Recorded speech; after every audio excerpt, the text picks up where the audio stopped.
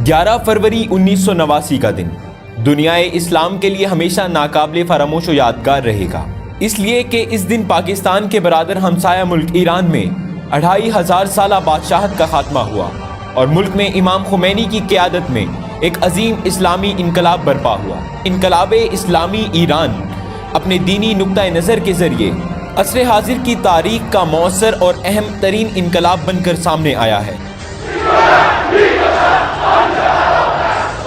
इनकलाब इस्लामी ईरान ने गुज़श्ता 37 बरस के दौरान आलमी सतह पर गहरे असरात डाले हैं। नजरिया विलायत फ़क़ी ने ना सिर्फ ईरान बल्कि आलम इस्लाम को ऐसे मिसाली मुनसिफाना निज़ाम का अमली नमूना बनकर दिखाया कि इस्लाम मुहम्मदी की हकीकी सूरत आश्कार हो गई। इनकलाब इस्लामी दीनी, सियासी, इक्तसादी, इज्तमाई और सकाफती जहाँ बीनी आइडियोलॉजी और सियासी आइडियल के मॉडल मैदानों में नजरिया विलायत फ़क़ी को एक जामे इस्लामी तमद्दुन की सूरत में दाखिली और बैनुल अक़वामी मैदान में पेश करने में कामयाब हुआ।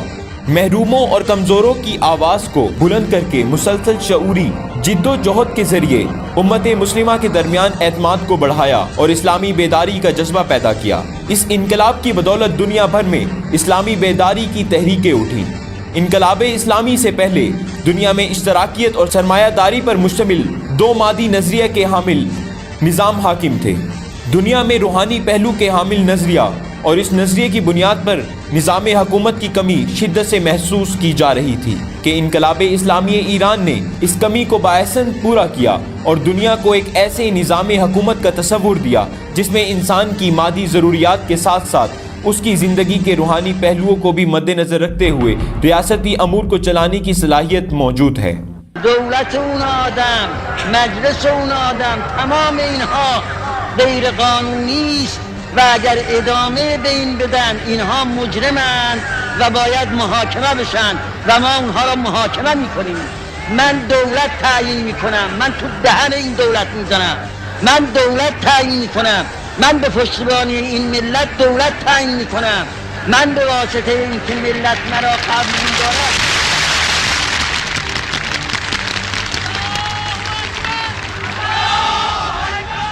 इमाम खुमैनी ने इनकलाब इस्लामी के आगाज़ से ही इस्तेमारी कुव्वतों और दुश्मनाने इस्लाम के मुकाबले में दुनिया भर के मुसलमानों को वहदत व इत्तेहाद की दावत दी और इमाम खुमैनी उम्मत मुस्लिमा की इज़्ज़त व पायदारी की सनद वहदत व कलमा और तौहीद कलमा को जानते थे।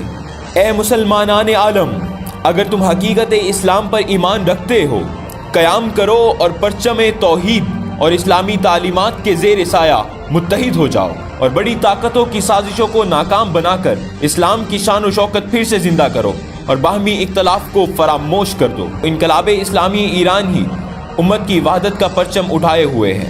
बानिए इनकलाब इमाम खुमैनी ने हमेशा उम्मत के इत्तेहाद की बात की है और फरमाया है कि जो शिया और सुन्नी में तफरका डालता है वो शिया है ना सुन्नी है बल्कि इस्तेमार का एजेंट है। मौजूदा रहबर इमाम खामनाई ने भी उम्मत के इत्तेहाद व वहदत के लिए गिरा कदर खिदमत सर अंजाम दी हैं। امروز هم در بین اهل سنت هم در بین شیعه دستهایی در کار است برای اینکه اینها را از هم جدا کند.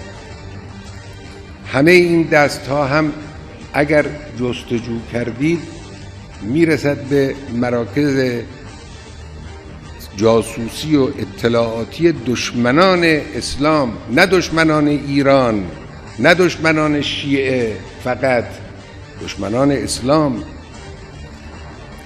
دشمنان اسلام اون تشیعی که ارتباط به MI6 انگلیس داشته باشد، اون تسننی که مزدور CIA آمریکا باشد، نه اون شیعه است نه اون سنی است، هر دو ضد اسلامند. हर साल उनकी क़यादत में आलमी सतह पर कॉन्फ्रेंसेस मुनक्किद की जाती हैं जिनमें तमाम मकातिब फ़िक्र के जय्यद उलमा व दानिश्वर हजरात शरीक होते हैं। तकरीब बैनुल मज़ाहिब के प्लेटफॉर्म से मुसलमानों के फ़िरक़ों को बाहम बिठाया जाता है ताकि इख्तलाफात कम हों और बाहमी मोहब्बतों को फ़रोग़ मिले। इत्तेहाद इस्लामी को इल्मी बुनियादों पर इस्तवार करने के लिए इदारा तकरीब बैनुल मज़ाहिब कायम किया गया है। حالیہ دنوں میں اس ادارے میں شیعہ و سنی فقہی احادیث کی تدوین کی جا رہی ہے۔ اس ادارے کے زیر اہتمام ادیان و مذاہب نام کی ایک یونیورسٹی قائم کی گئی ہے، جس میں سبھی مسالک سے وابستہ طلباء و اساتذہ موجود ہیں۔ 11 فروری 1989 کو ایران میں اسلامی انقلاب کے برپا ہوتے ہی اس کو ناکام بنانے کے لیے استعماری قوتوں نے بھرپور سازشیں کرنا شروع کر دیں۔ نوزائیدہ انقلاب کے لیے استعمار، اس کے حواریوں اور شاہ کے طرفداروں کی طرف سے ایسی مشکلات کھڑی کی گئیں کہ محسوس ہوتا تھا کہ مسائل، مشکلات اور مصائب میں گھرے ایرانی عوام، جنہوں نے انقلاب کے لیے بے پناہ قربانیاں دیں اور سنہرے خواب دیکھے تھے، خود ہی پھٹ پڑیں گے اور انقلاب خدا نخواستہ اپنے انجام کو پہنچ جائے گا۔ ان پابندیوں میں ایران کا دنیا کی معیشت سے رابطہ ختم کر دینا، وہ ممالک جو ایران کے ساتھ کسی بھی صورت میں کاروبار کر رہے تھے پر معاشی پابندیاں اور ان کا ناطقہ بند کرنا، اس طرح متعدد اہم ایرانی اداروں اور شخصیات کے اکاؤنٹس پر پابندیاں عائد کرنا، بھاری مشینری، ادویات، جہازوں کے آلات، گاڑیاں، حتیٰ کہ تمام ایسی مصنوعات جو مقامی سطح پر تیار نہیں ہوتی تھی کی ترسیل کو ناممکن بنا دیا گیا۔ یہ رکاوٹیں اس لیے کھڑی کی گئیں کہ انقلاب کی جڑیں مضبوط نہ ہوں۔ یہ رکاوٹیں کھڑی کرنے کا سلسلہ اب تک جاری ہے، تاہم انقلابی حکومت کے حوصلے پست نہیں ہوئے۔ انہوں نے اپنی ضرورت کی سب چیزیں مقامی سطح پر بنانا شروع کر دی ہیں۔ ایران کامیابی سے اپنے ڈرون تک خود تیار کر چکا ہے۔ انقلاب اسلامی کی ایک اور مشکل شروع کر دی ہیں۔ ایران کامیابی سے اپنے ڈرون تک خود تیار کر چکا ہے۔ انقلاب اسلامی کی ایک اور مشکل جس نے ایران کی رہی سہی معیشت کا بیڑا غرق کر دینا تھا، وہ اپنے ایجنٹ صدام کے ذریعے نوزائیدہ ایران پر جنگ مسلط کرنا تھا۔ یہ جنگ طویل ترین جنگ بن گئی جو 8 سال تک لڑی گئی۔ 8 سالہ مسلط کردہ جنگ کا مقصد ایران کے اسلامی انقلاب کا خاتمہ اور اپنی کٹ پتلی حکومت کو واپس لانا تھا۔ صدام، جسے 57 اسلامی و مغربی ممالک کی مدد و حمایت حاصل تھی، اس کے ذریعے انقلاب کو ختم کرنے اور تہران پر قابض ہونے کے خواب کے ساتھ حملہ کیا گیا۔ جب صدام نے ایران پر حملہ کیا تو ایران کی حالت قابل رحم تھی۔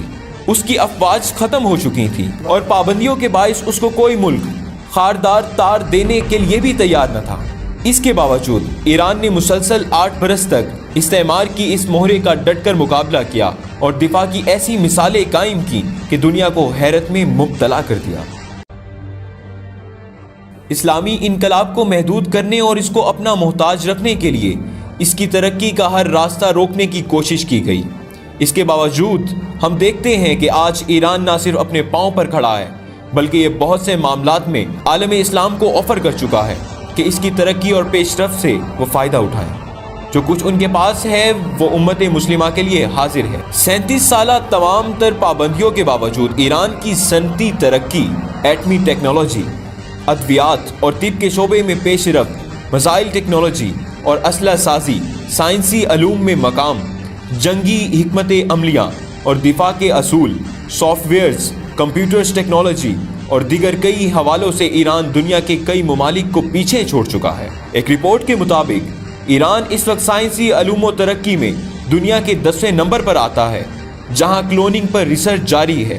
یہ دنیا کا 9واں ملک ہے جس کی اپنی اسپیس ٹیکنالوجی ہے اور خلا میں سیارہ بھیجنے کا ریکارڈ رکھتا ہے۔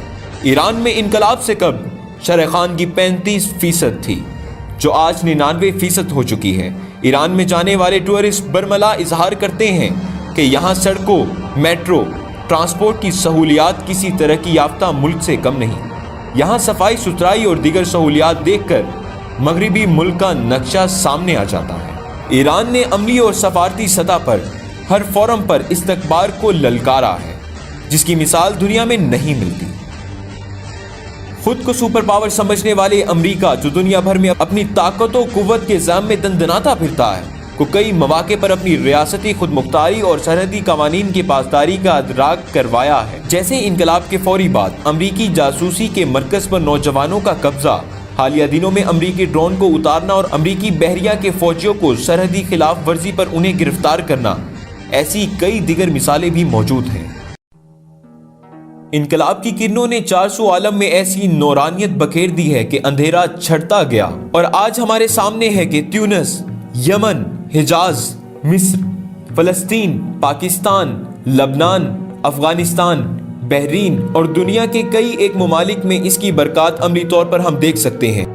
دنیا کے کئی ممالک اور جماعتیں اس انقلاب سے رشد پا کر حریت، آزادی، استقامت اور جہد مسلسل کے ذریعے ظالم و جابر آمر قابضین کے خلاف قیام کیے ہوئے ہیں۔ انقلاب اسلامی ایران جنگی وسائل، ساز و سامان کی قلت کے باوجود صرف ایمانی قوت سے سر تاپا مسلح بڑی بڑی شیطانی قوتوں کے سامنے نہیں جھکا اور ان کی چالوں کو مسلسل ناکام بنائے ہوئے ہے، جبکہ ہم دیکھتے ہیں کہ خلافت عثمانیہ کے خاتمے کے بعد سے عالم اسلام میں بالعموم اور عالم عرب میں بالخصوص کوئی ایسی آواز بلند نہیں ہو پائی جو مسلمانوں کے حقوق کا اس انداز سے مطالبہ کر سکے جیسے ایران نے کیا۔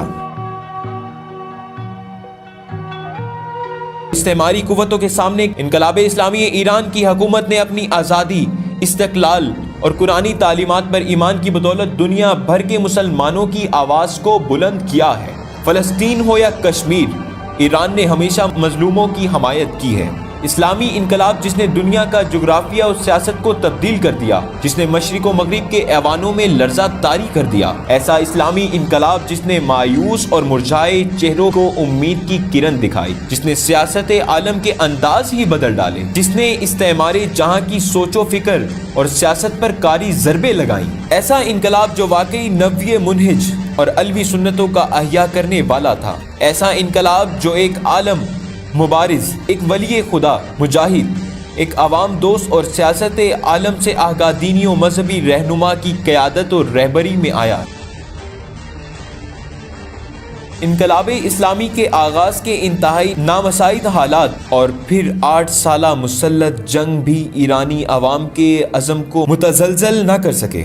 انتہائی مشکل حالات میں نظام ولایت فقیہ کے زیر سایہ ایران میں ہر سطح پر انتخابات کا عمل باقاعدگی سے سر انجام پاتا رہا۔ استعمار کے ایجنٹوں کی سازش کے نتیجے میں اعلیٰ انقلابی قیادت کو شہید کر دیا گیا، لیکن جمہوری علم جاری رہا۔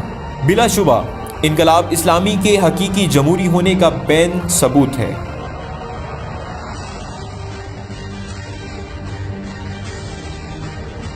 یہ لوگ اپنے منحوس عملیات کے ذریعے مجتہدین، قائدین اور کمانڈوز کو راستے سے ہٹاتے، آیت اللہ دستغیب، مرتضی مطہری، بہشتی، رجائی، باہنر اور پارلیمنٹ کے 72 شہداء کو ایسے ہی شیطانی گروہوں کے ذریعے نشانہ بنایا گیا۔ ہم دیکھتے ہیں کہ انقلاب کے پیغام اور بہار آزادی کی لہروں کو روکنے کے لیے ہر حربہ، ہر ذریعہ استعمال ہوا۔ سب نے اس چراغ کی لو کو بجھانا چاہا، سب نے روشنی کے سفر کو تاریکی کے راستے پر ڈالنا چاہا، سب نے قلوب کو مسخر کرنے والے آفاقی پیغام کی نفی کی، سب نے روڑے اٹکائے، سب نے راستے میں دیواریں کھڑی کی، طرح طرح کی مصیبتوں کے سونامی برپا گئے، آفتوں کے کوثار کھڑے کیے، مگر ہم مسلسل دیکھ رہے ہیں کہ اس انقلاب کے راستے میں ہر دیوار ریت ثابت ہوئی، ہر طوفان صحرائے طبس میں دشمنوں کے لیے عبرت گاہ بن گیا، اور اس انقلاب کی لو روز بروز تیز ہوتی گئی۔ ایران عزت کے ساتھ موجود ہے،